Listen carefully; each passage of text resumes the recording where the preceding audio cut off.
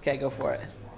Okay, so the first question is, Willie E slips off the edge of a cliff and was photographed at 1 second intervals as he underwent free fall. Complete the table below, plot final velocity versus time, then answer the question. Then that's the table. And then the first question says, write the equation for the graph above. And we had v equals 1 meter per second times time. The second question is, using your graph, determine the value of the acceleration. And we had 2 meters per second. The third question is, using your graph, determine the displacement during the first 3 seconds. And we had 9 meters. The fourth question is, using the equation in number 1, determine the displacement during the first 3 seconds. We had 9 meters. And then, how does the gravity on the moon compare to that of Newtonia? And we had the gravity is less on the moon. Okay, any questions? I see one little mistake. One mistake. Did we catch it? We're supposed to.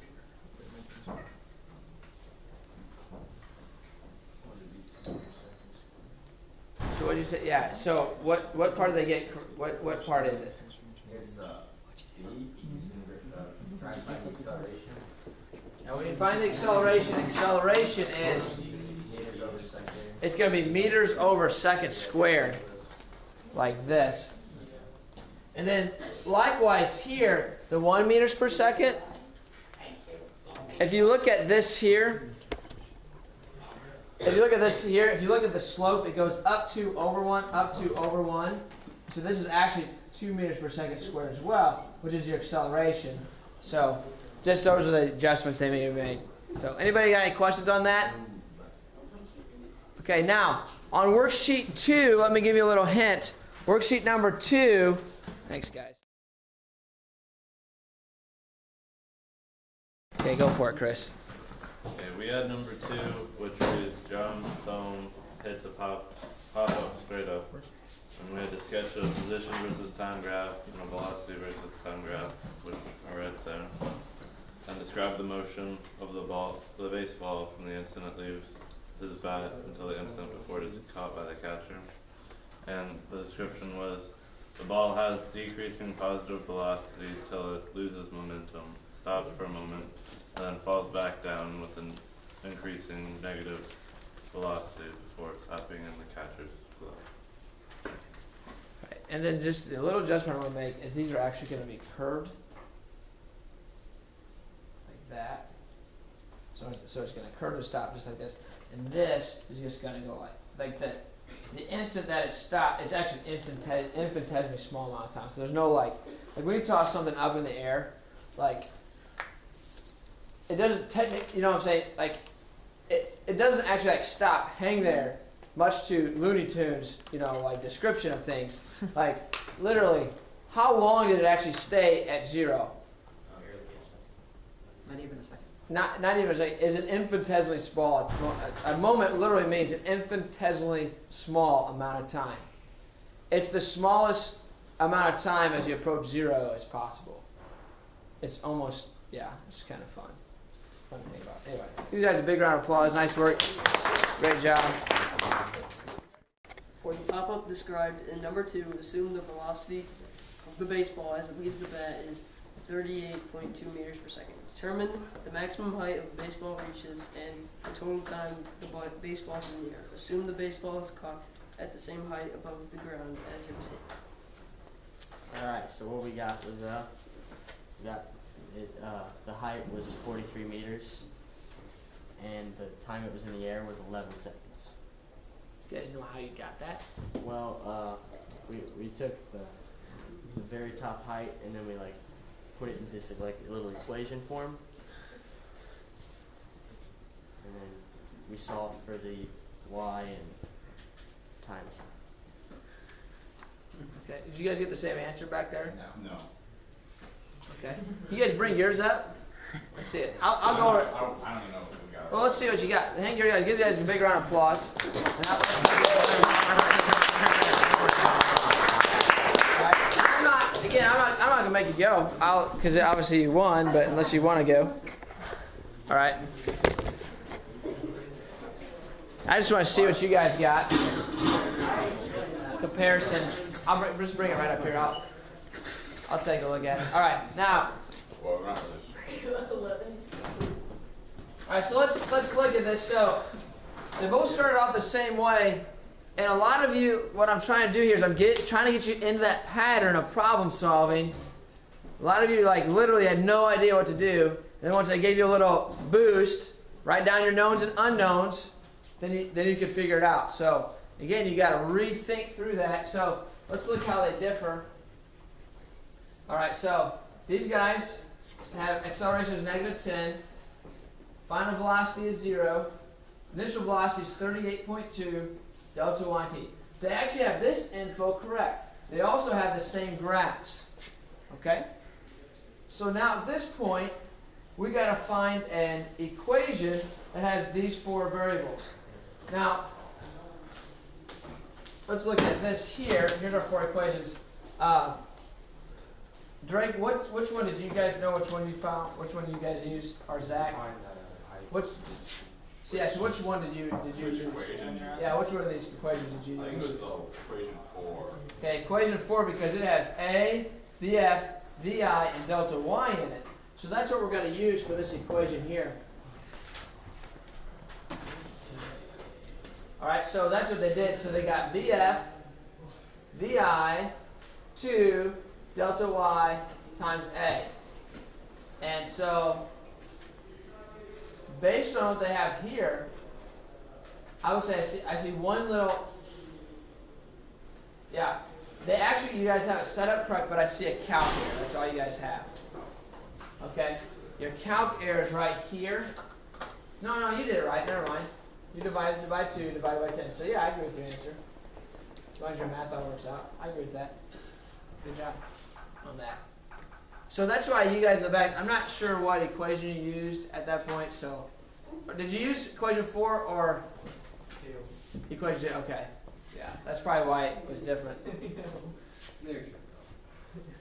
Okay.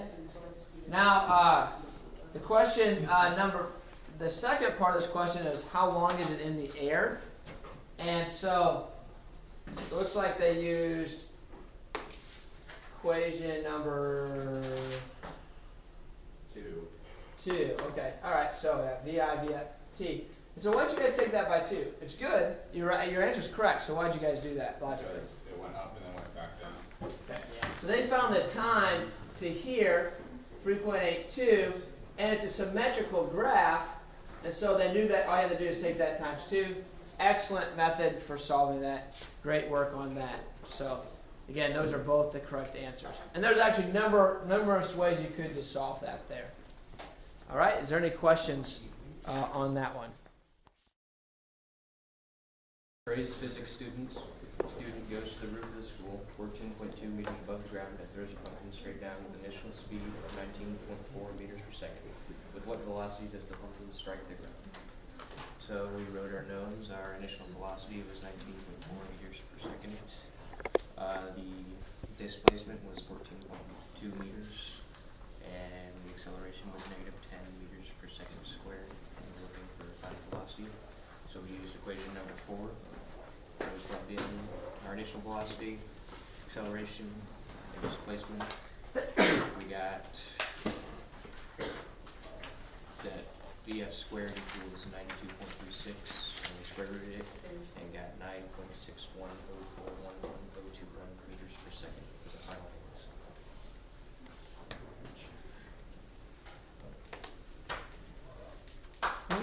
That's nice. Now, what do you Gage? Are you comfortable with your answer here? Yes. Okay. Now let's look at this. So if you throw the pumpkin down from the top of a building, 19.4 meters per second, should it be greater than or less than that number? Greater than. Because when you throw something down, is it going to slow down? Or it's actually going to keep speeding up due to gravity.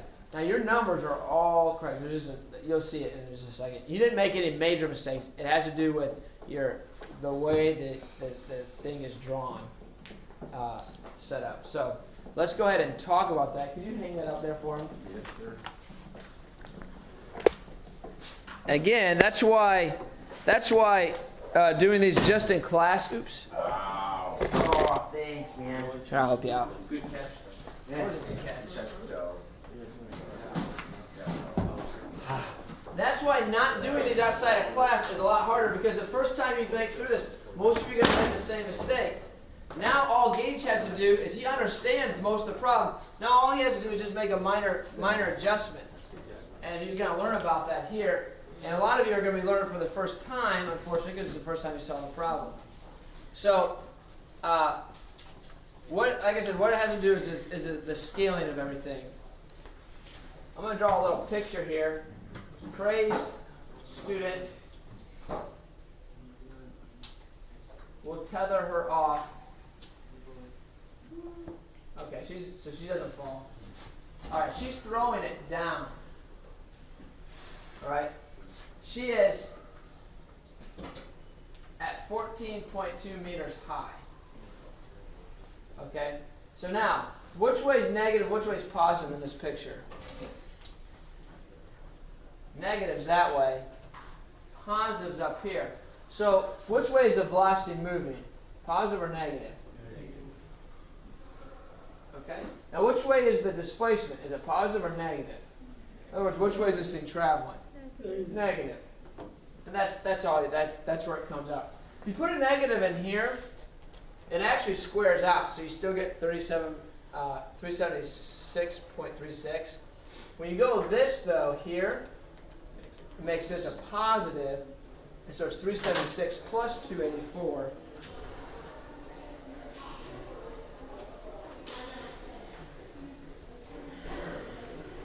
It's 660. Then it's the square root of 660, which is 25.7 meters per second. So again, just a little adjustments. You did a really good job. Okay, unfortunately, go for it.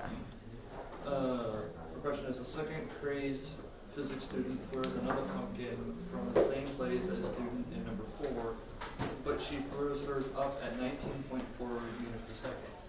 Determine the velocity of the pumpkin just before it strikes the ground below. Okay, so we listed our knowns, and we knew the acceleration, which is just the constant of gravity, which is a negative 10 meters per second. And then we knew our initial because she threw it up at 19.4 meters per second. Of course, it's a positive direction because she threw it up. And if negative is down, so she threw it up at a positive direction with the 19.4 velocity, initial velocity. And then the delta y is, well, if the start is 0 and the bottom is 14.2, then the change is 14.2. And since it's in a negative direction, it's in a negative 14.2. So we knew all these three, and we're trying to find the final velocity. So we found an equation, which was VF squared equals VI squared plus 2A delta y. And so we just plugged in our numbers, and we got our initial is 25.7 meters per second. Cool. Yeah, give him a big round of applause. Okay. Now, I want to show you guys yesterday's results side by side. So, thank you. See if we can lay this up here. The upside down board. That works. I just want to compare it to this one right here. Now, how did number 4 and 5 answers compare? They both ended with the same answer. They both ended the same answer. Right? Isn't that strange? All right. I just want to go into a short explanation as to why, because I want you to see the symmetry of nature. It's really cool how it works. Okay, so the question now that I want to ask about these two is, why does that work? Can anybody explain why? Either go for it first, and then I'll try. Like, since it's going from a higher destination, it's dropped from a higher spot, it's still increasing speed, And so it's actually going faster than the object that was thrown at a 9 foot. Oh wait. So one is thrown up at 19.4. That one, I believe, is thrown up. Number 5. And that one's thrown down at 19.4. Yeah. Never mind. All right, Lindsay, you want to go for it? I think it was of why they were the same. Yeah, why do they end up with the same answers there? It's because the girl who threw it down, it had gained speed like already, so it's already going fast. And the one that they threw up in the air, that one gained speed on its way down. So it went, technically the distance for the second one was farther than the one for the first one. That's why it gained enough speed to go the same velocity. That's right on the right track, Renato. So when she threw it up at 19.4, so she threw it up at 19.4. So with gravity, it has the same ratio between like the because when gravity cancels it out, isn't it canceling out in the same ratio that it was accelerating in the first place? Because you have to give it time. So. Yeah, it has to do with that ratio, just like Lindsay and Renato were saying. Okay, if we look at number 4, it starts off at 19.4. All right, here's our. Well, let's do the velocity this time because it's like a little more like that. It starts off at 19.4 negatively and goes down like that. It keeps going faster and faster in the negative direction. Well, number 5, it actually starts up by going like this. Down more like that. So it actually starts at 19.4. All right. And then it continues on at 19.4. We're going to make a note there. And then it continues on. All right. So when, like in number 5 here, starts off at positive 19.4 going up. It has to do with the distances, like Lindsay was saying. All right. The area under a velocity versus time curve represents our displacement, or how far it goes, how high it traveled. What does this value here have to be to make these two triangles equal? These two equilateral triangles right there. Has to be what? 19.4. Okay? So, once you throw something up, when it hits this point on its way back down, how fast is it going to be going? The same speed that you threw it up with. That's what that's saying.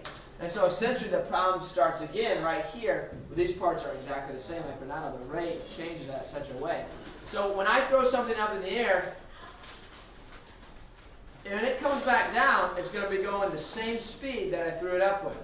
It's just a pattern in nature that occurs. I just think it's cool to make note of. It actually makes solving these problems easier if you apply that principle.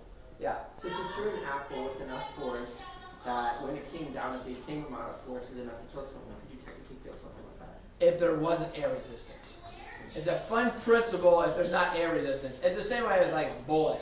You shoot a bullet straight up, and then it comes straight back down. It should technically be going over 2,000 feet per second. But the thing is, the air is it hits its terminal velocity, and lots of times it'll just burn up, or it'll just hit a speed where it won't kill you. But yeah, technically, if there wasn't air resistance, that could occur. But anything that you throw in the air is low enough speeds where when it comes back down, there's not going to be enough like terminal velocity. If I took this rock and just threw it up in the air, there's not going to be enough terminal velocity for it to actually matter. It'll come back down at the same speed you threw it at. So, anyway, I just want to show that principle, just a fun little principle of the way these things, of just nature. I just think it's cool to make note of. So, very good. All right, number 6. You're up. All they really had to do for that was just multiply 1.5 by -10 and just got -15 meters. Now, on this one, I actually told you guys, we discussed this incorrectly.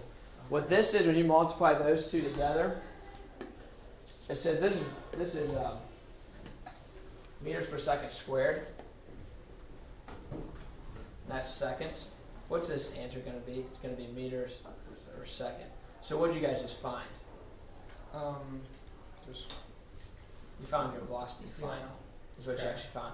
Now we just need to take this and go a step further as to how to find the time. And I thought the question was asking for velocity final, not for time. So my apologies on that. So let's go ahead and solve this one together.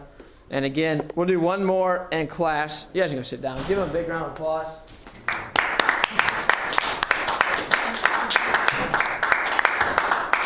There's multiple ways to solve these problems. I'll do, again, this is just treat as one more example problem. So time, 1.5 seconds. Acceleration, negative 10 meters per second squared. VI, what was our initial velocity, guys? If you're dropping a pedal, such Jordan, Jake, what was the initial velocity? 0. 0. And then we're trying to find delta y. All right, so we need an equation that's TAVI delta y, or we can use our final velocity like they found and use that as well, which is 15 meters per second. So we can actually just use equation 1 here, where A is equal to delta V over T. So that's negative 10 is equal to 15 minus 0 divided by time. Wait, I know time. What am I talking about? We're going for delta y. Getting confused. Thursday. Of course, time's 1.5 seconds. Let's go for delta y. We can just use equation 3. Delta y is equal to VI t plus 1/2 AT squared. And so that's 0 times 1.5 plus 1/2 times negative 10 meters per second squared times 1.5 squared. We'll calculate that. Did anybody calculate that and get it correct? Nobody wants to admit it. I'll just assume that nobody wants to admit that they're awesome at physics. They're awesome at physics skills. You don't want to stand out like that, I understand. I'll assume that it wasn't because you didn't do it. Assume the best about you guys. So that's 11.25. So that's how high it is. It went about 11.25 meters. It actually is a really accurate way of telling how high something is that method right there. You can use that. Find how high. All right. There's practical physics knowledge for you.